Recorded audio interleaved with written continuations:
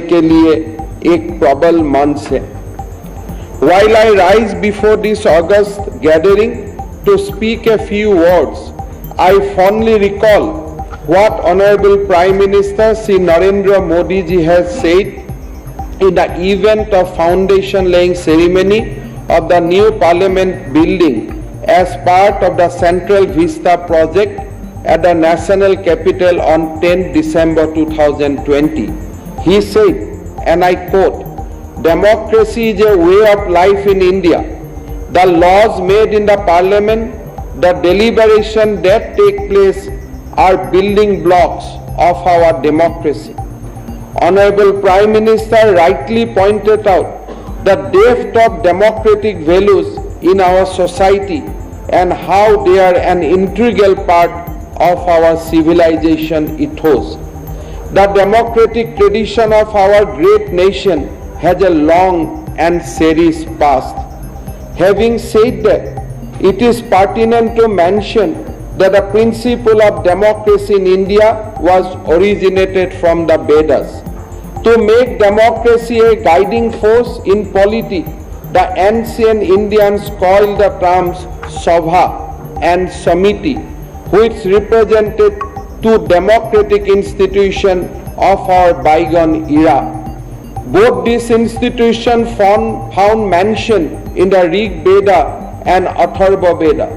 In these institutions, decisions were made after discussion with the king, ministers, and scholars at that time.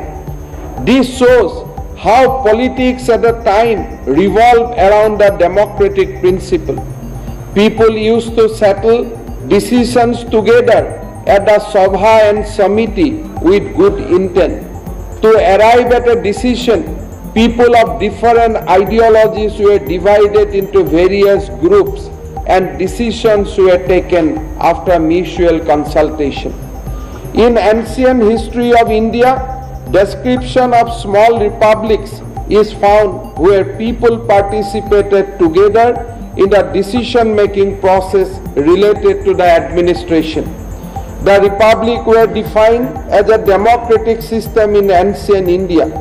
The Atreyi Brahmins, Ashtadhyaya of Panini, inscription of Mahabharata and Ashoka pillars, the historical writings of contemporary historians, Buddhists and Jain texts, and in the Manusmriti, various historical evidence are found to that effect. In Mahabharata, we find mention of a gathering of common people which they call Jana Sadan in the Santi Parv. This Sadan was also known as Parliament, which documented the decision between Bhishma and Yudhishthira on various aspects of governance, including the benefits of Janpada, which were small kingdoms and which were nothing but a republic form of government. The Bhishma Parva of Mahabharata mention about 230 Janapadas. The Janapada that existed between 1500 BC to the 6th century BC was the highest political unit in ancient India. Though usually monarchical in nature, some of them followed a republic form of government. The Sabha Parv of Mahabharata also provide evidence of the republican form of polity where the constitutional practice of republicanism existed. The Mahajanpadas were the 16 most powerful and vast kingdoms and republic that existed in ancient India from the 6th to 4th century BC. Among the Mahajanpadas and smaller states, the Saikas, Koliyas, Mallas followed republican government. A semblance of democratic tradition was evident in Assam in the days of Ahom rule also. Though the king was called Swargadev, was the head of the state, all decisions were taken by him only in the consultation with the ministers or Dangoriyas, which initially consisted of Bura Guhai, Bor Guhai and Bor Patra Guhai. The ministers even had the power to dethrone the king and place someone else in his place or rule the kingdom by themselves in the absence of any suitable person to adorn the crown. We find the same democratic spirit flourishing with the emergence of Mahapurush Himanta Shankar in the social and religious landscape of Assam, who through Ekasaran Namadharma sowed the seeds of an equal and just society. The Namghar established by the great spiritual reformer exemplified the two democratic values and traditions which continued unabated in our society till today. I feel immensely proud that CPA Assam State Branch and Assam Legislative Assembly has got the remarkable opportunity to host the 8th Commonwealth Parliamentary Association India Region Conference, which is being participated by Honorable Speaker and Deputy Speaker of Legislative Assembly, Chairman and Deputy Chairman of the Legislative Council of our country. The citadel of democracy where we are sitting today with its glorious history over the years has unceasingly raised the voice of the voiceless, stood with the weakest among the weak, and debated all important issues with zeal and zest, and steered the state through thick and thin. In the parliamentary democratic setup, Assam Legislative Assembly has a rich history and long tradition. After annexation of Assam to British India, the British government made Assam a separate chief commissioner's provinces on February 6, 1874. However, Assam got its first legislative council on April 1, 1912. The British government elevated Assam to a governor's province under the provision of Government of India Act on December 23, 1919, and provide for a reform and enlarged Assam Legislative Council, which came into effect from April 1, 1921. A broad-based bicameral legislatures comprising a legislative council and a legislative assembly were provided for Assam under the Government of India Act 1935. The first elected government in Assam was sworn in on April 1, 1937, and the newly elected Assam Legislative Assembly first met at the state capital Shillong on April 7, 1937. The elected representative of Assam of this assembly included members from the present-day state of Assam, Meghalaya, Mizoram, Nagaland, and also from Sylhet, which is now part of Bangladesh.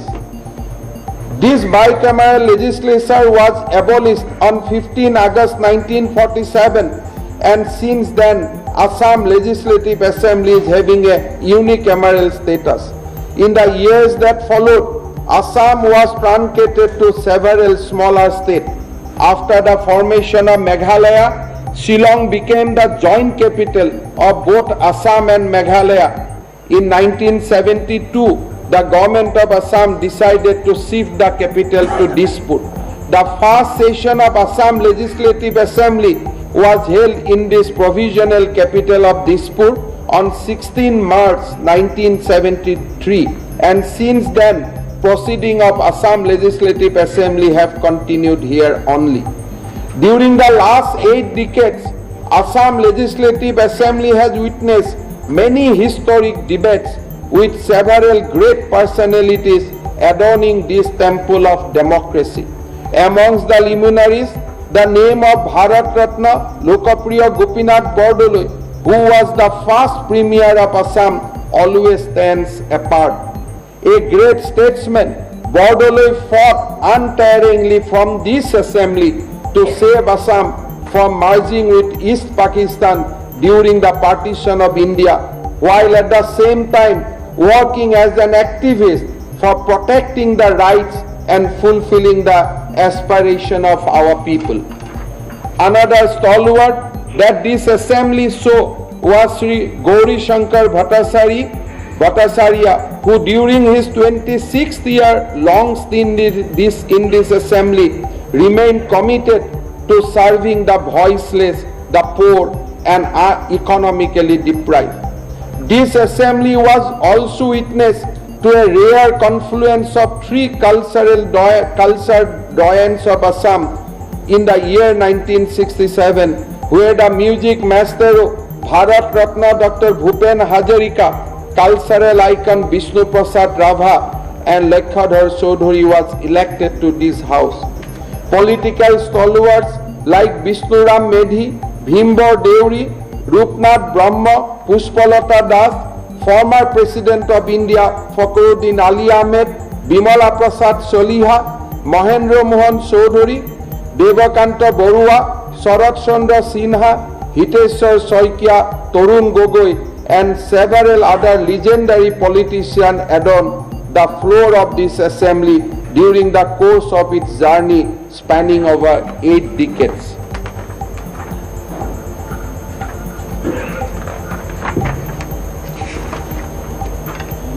This august house played a pioneering role in shaping the socio-cultural and academic edifice of the state while giving a major push to Assam development narrative. In the establishment of Guwahati High Court, the first University of Assam, Guwahati University, and setting up the first oil refinery in Assam are few of the many landmark steps that this august house has taken over the years. The Assam Legislative Assembly has passed several important legislation in the last decade to bring about transformative changes in the lives of the people of the state. This year, Assam Legislative Assembly is celebrating the 85th year of its foundation. Considering the present day needs and to cope up with changing time, the Assam government took the landmark initiative to construct a state-of-the-art assembly building with all modern facilities of e-Vidhan Sabha, modern offices, complexes for speaker, ministers, meeting room for the ruling party, opposition party, state-of-the-art central hall, modern office complex along with the state-of-the-art conference room for all committees with modern audio-video system, video conferencing facilities, etc. will adorn the new assembly building. Its construction is expected to be completed by 31st December 2022. मैं बहुत ही विनम्रता पूर्वक लोकसभा का माननीय अध्यक्ष श्री ओम बिरला जी को अभी से ही आमंत्रित करता हूं कि आप हमारा बीच दोबारा आइए और हमारा नया विधानसभा को उद्घाटन कीजिए। आज के इस ऐतिहासिक अवसर पर मुझे ये कहते हुए बहुत गर्व महसूस हो रहा है कि पिछले 2 दशकों के अधिक समय से इस सम्मानीय संस्थान का साथ मैं हिस्सा हूँ। अपने लंबी सक्रिय राजनीतिक जीवन में मैं समझता हूँ कि आधुनिक लोकतंत्र में लोग चुने हुए प्रतिनिधियों से बहुत ही उम्मीद रखते हैं। लोग चाहते हैं कि हम उनकी आवाज और अभिभावक बने। लोगों ने उनके जीवन की मूलभूत आवश्यकताओं के साथ उनके सपनों की पूरा करने के लिए हमें जिम्मेदारी दी है। To active participation in the debates in the August House, we not just can bring into the focus different aspects of the bills under discussion, but at the same time, we can be the champion of upholding the democratic rights by giving unprecedented momentum to their welfare and development. In this context, CPA provides a timely platform for in-depth deliberation on a wide range of issues of constitutional, legislative, economic, social and cultural aspects which are of the paramount importance for furthering our rich democratic tradition. By working together and learning from each other, we can constantly improve our democratic practice and system, and we all need to work towards that goal only to meet the aspiration of our citizens and celebrate democratic spirit of our great country. भूतपूर्व प्रधानमंत्री भारत रत्न अटल बिहारी वाजपेयी जी ने कहा था भारतीय लोकतंत्र की सबसे बड़ी ताकत है, ये ताकत यही है कि हमने हमेशा राष्ट्र को राजनीति से ऊपर रखा है। वाजपेयी जी का शब्द हमारे मजबूत लोकतंत्र का सच्चा प्रतिबिंब है। मुझे विश्वास है कि सीपीए का इस क्षेत्रीय सम्मेलन में विचार और विमर्श के माध्यम से हमें अधिक प्रोत्साहन मिलेगा। Former Prime Minister Bharat Ratna Atal Bihari Vajpayee ji has once said, Indian democracy's greatest strength is that we have always put nation above politics. Vajpayee ji's words are a true reflection of our cherished democratic ethos, which I believe will find greater impetus through the deliberation at this regional conference of CPA. With these few words and thanking you all for taking out time to visit Assam to take part of this remarkable event, I bring an end to my words. Thank you very much. Jai Hind. Thank you for